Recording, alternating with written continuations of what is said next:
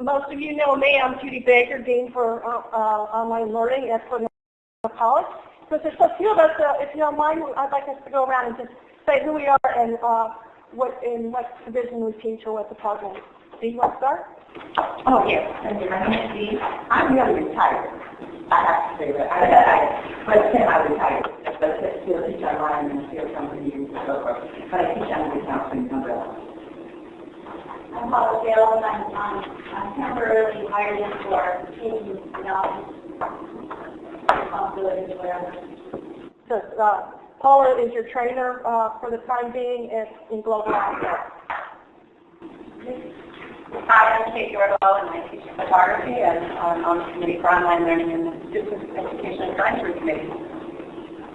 This morning, I'm Catherine Maurer. I'm an anthropology instructor and also on the school committee. My name is Lori Charles. I'm an art instructor here on campus. I also teach children online art classes, and I'm also on the school committee. I'm Carolyn Brown, and I teach children online classes, and I'm also on the school committee.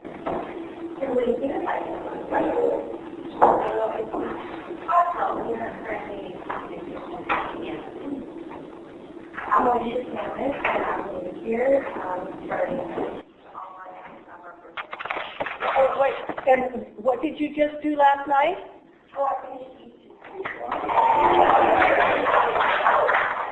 Those of us who've been on the online version of the ACES training understand what you've been through. So we congratulate you.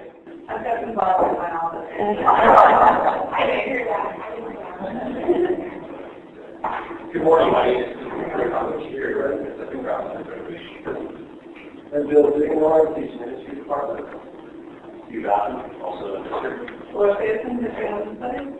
I'm a teacher and teach online geography and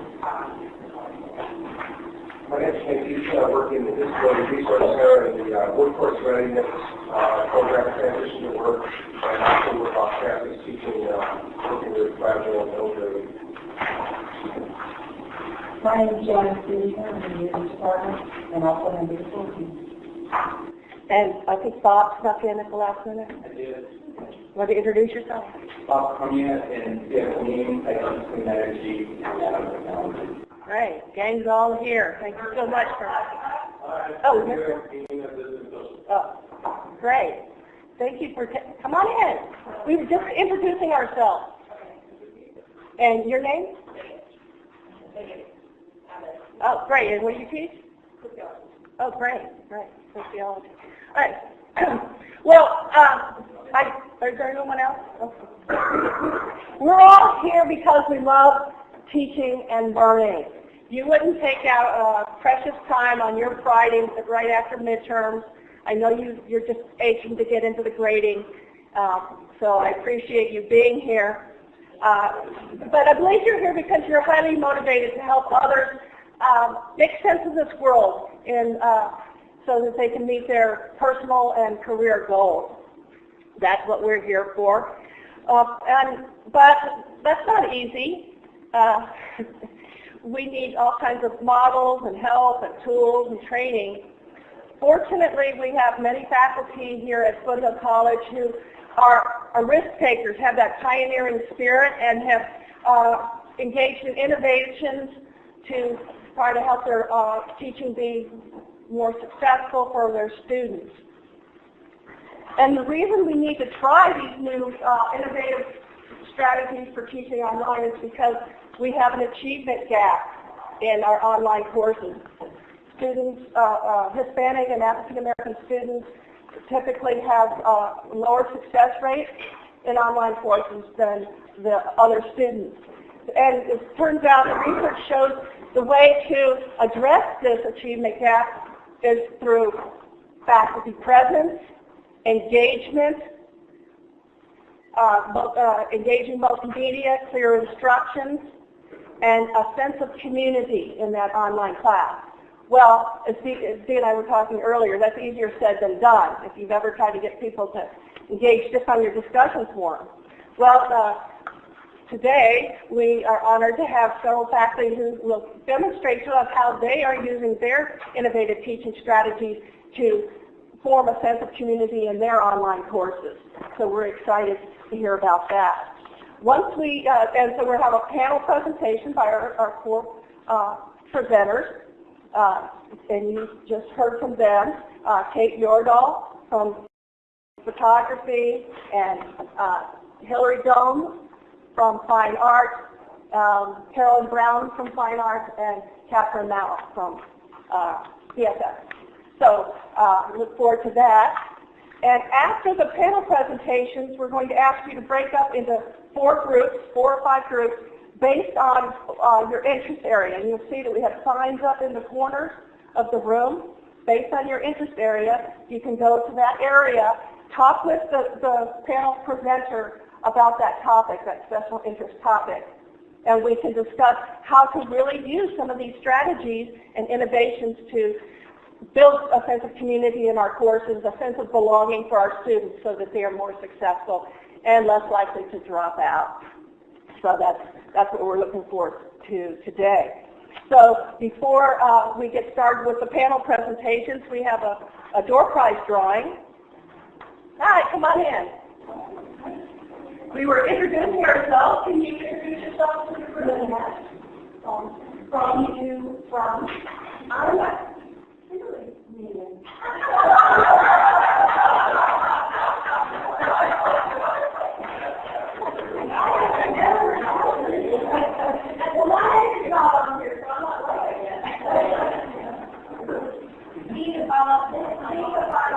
There we go. And Maureen just walked in. Maureen Belpucci. She does something here too.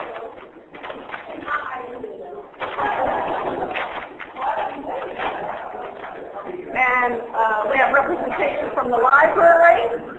All right. So if you registered, then you are eligible for our door prize drawing. And for the door prize, you have your choice of a lovely Etudes mug or a lovely Etudes bag. So D. Okay, go ahead and talk to somebody. Don't draw your nose. Very Thomas. You got it in the nick of time. Did you want a bag or a mug? All right. All right, one more.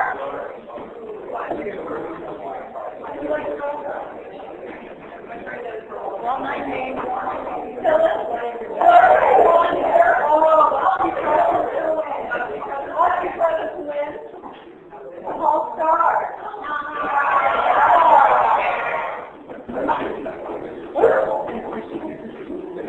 Not a very good man, David is Foreman. I will see it. No.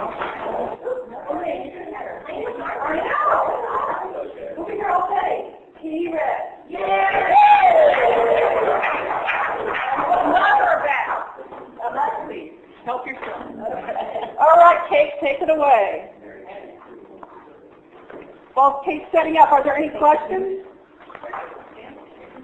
Where did what?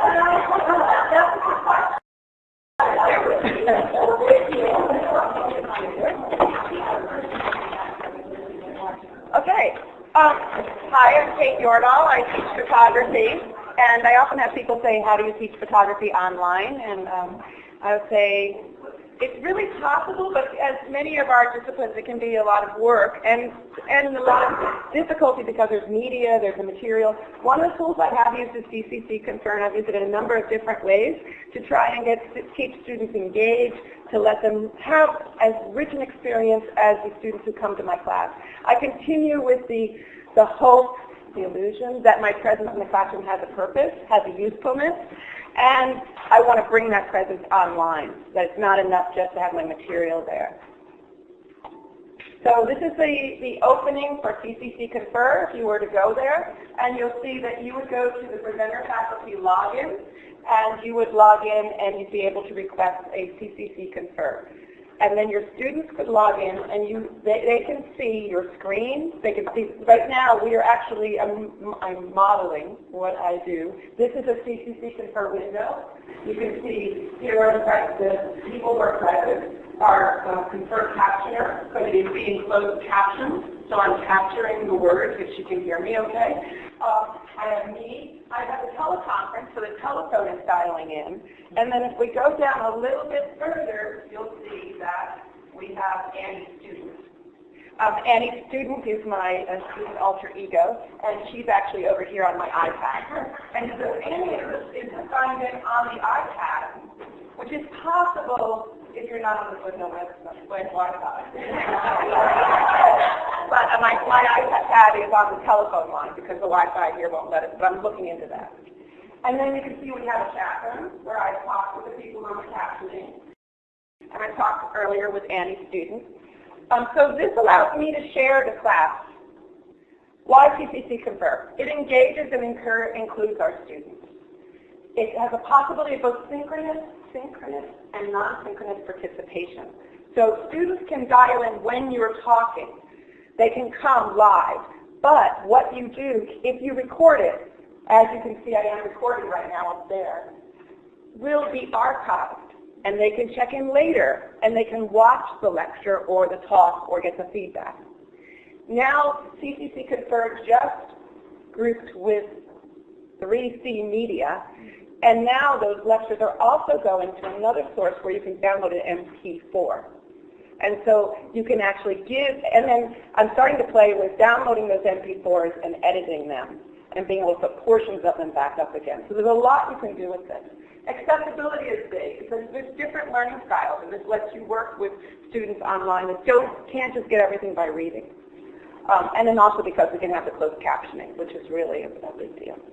And reusable, as I said, the CCC Confer archive and the MP4 video. You can use it for meetings. We use this every month in the Cool Committee. The meeting is put on CCC Confer. People can dial in, and in a good way, not a bad way. They can come in, and they can participate. I've also used it in the Photo Department Advisory Committee, where we have advisors who are not local. They can call in and give their feedback and talk with everybody.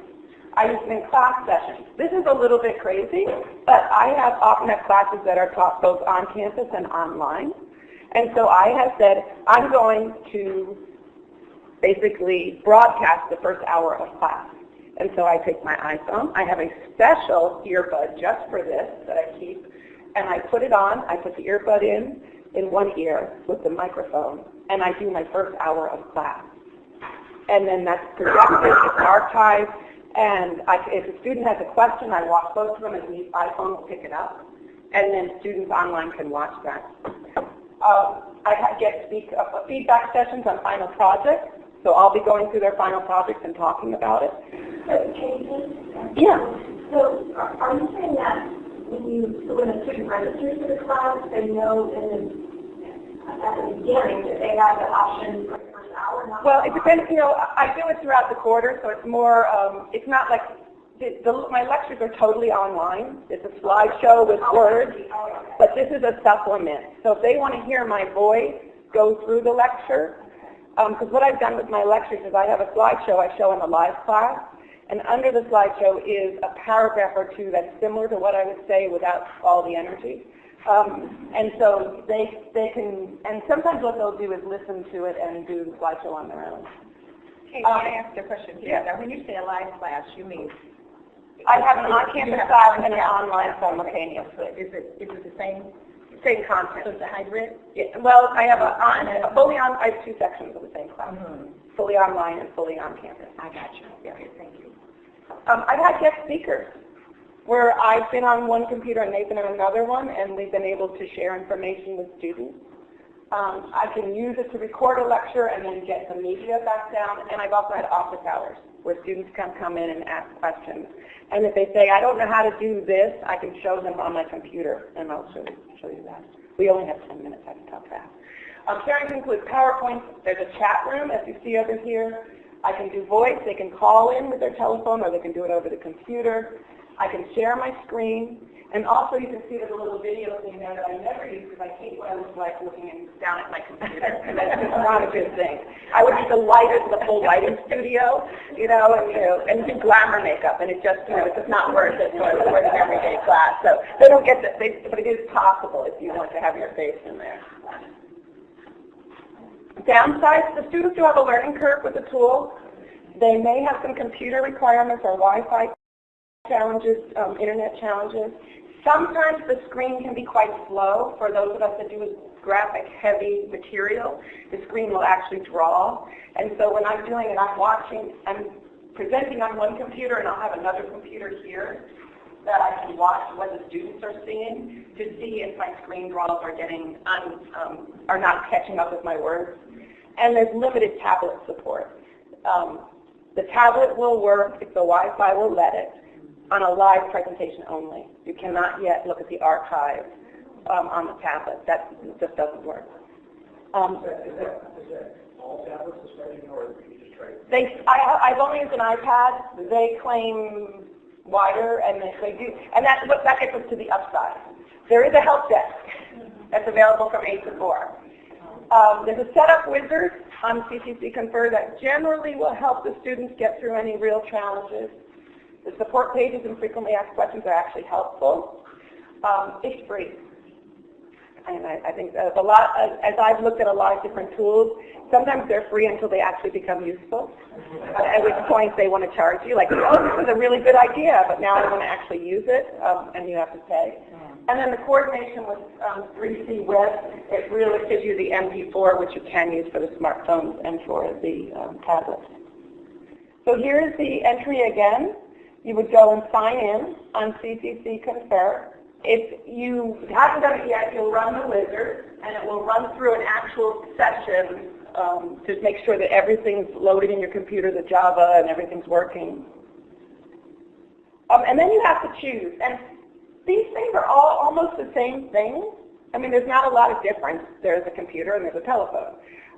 What I try to do is always use the same thing for my classes. I don't want to use different things each time. So for the class, I always do Teach and Confer, even if it's an office hour, no matter what it is, so they can always find it in the same place. But you could say Teach and Confer, you could do an office hour, you can only call in. For the committees, we do Meet and Confer, and today we're doing a webinar. So, but again, it doesn't look that different. It's just it goes in a different archive spot. You fill out the form, which is now minuscule, and down here is where you choose the closed captioning on the bottom down there. And you do need 48 hours notice if you want closed captioning. They're actually the person that you can see over there, and if I come over here, I can actually click here, and you can see that she is trying to, hopefully, it's not caught up with me, she's typing what we're saying. So you have to do closed caption when you decide to do it. Yes. Initially, you can't go back and have to do it later. No. Well, there are services, but if you want a live closed captioner, or you had a hearing impaired student, in the current class, you would have to do 48 hours. There's grants for post captioning if there was a video you really wanted to reuse. And whether that's better or not, you'd have to look at it.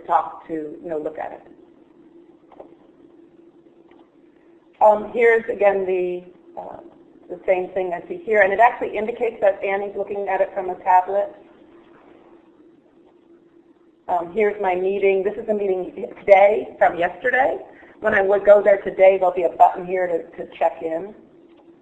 And then here's the archive. And you can see I can come back into the archive. Like all the testing I did to make today hopefully work. We'll find out. I can make it private. But then my life and final review is not private. So students can go and search on that and find it and watch it again. Because I was just so excited in that final review. They want to watch it multiple times. If you get a recording, how long is it available? It is as far as I know, it's available forever, maybe frighteningly forever. If you want to go back in there and erase some of those old ones. At this time, they're on a grant from the Chancellor's office, and it's just available long term. You can request to have it archived. Right? Yeah, that would be like making it private. Yeah. If we just make it private, and we'll go away. And you can actually ask them to stay down if there's It's a private conversation. but otherwise.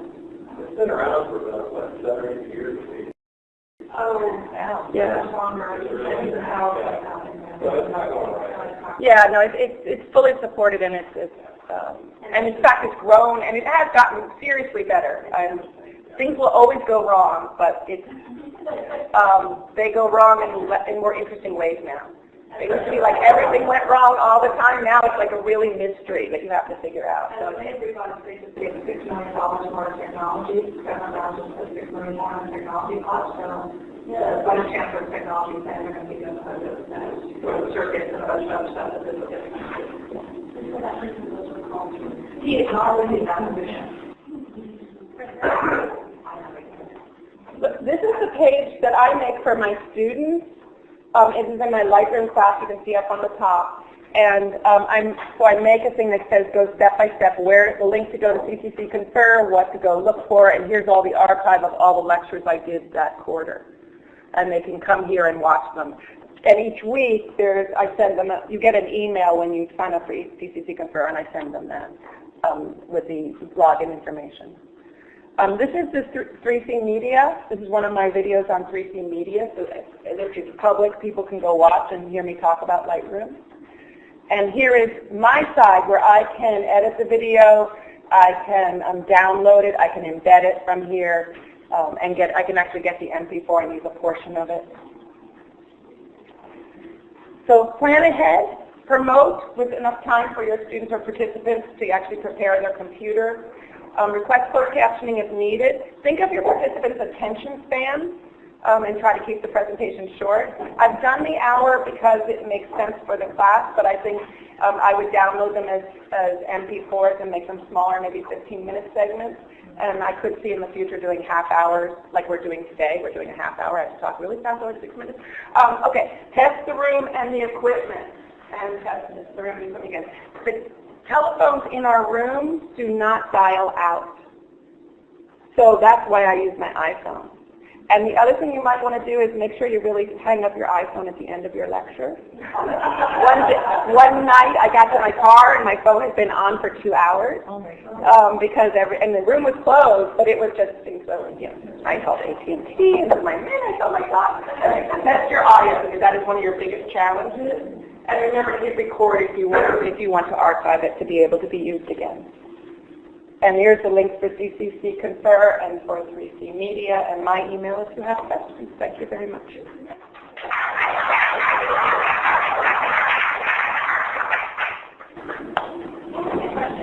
Yeah. What kind do you have in YouTube? So it's been sort of outside of that. Do you have anything in YouTube? What I do in YouTube, that is one of the challenges we have is that everything is out, like add-on.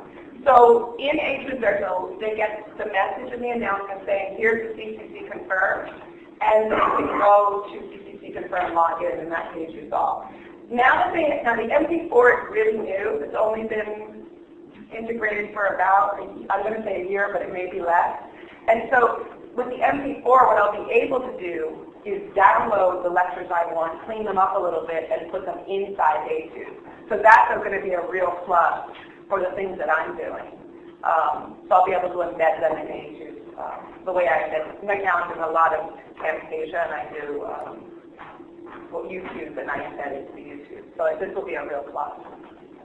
So we'll talk more about it when we go to... So you maintain them regular and effective. How do you monitor their activities? Through A2? Well, they're regular and effective is through A2 because they're regular and effective contact hours is a discussion. Okay. I also, with all my classes, use Flickr, and they have to post their images on Flickr because they can't take enough pictures. Okay. And then they have to confirm in their assignments how many postings they did on each of the different places. So I could use this for regular and effective for if they're live, but I can't see if they saw the archive unless I put like a secret word. I thought of that. Like halfway through you put a secret word and have them tell you the secret word. But I haven't done that yet. That's sort of my idea. Like, how do I know they really watched it? But there's no role if they do the archive. So I have not used this for regular and effective content. Okay, next is Hillary with Red. And I'm going to close off the CCC Confer, thank you to the captioners. And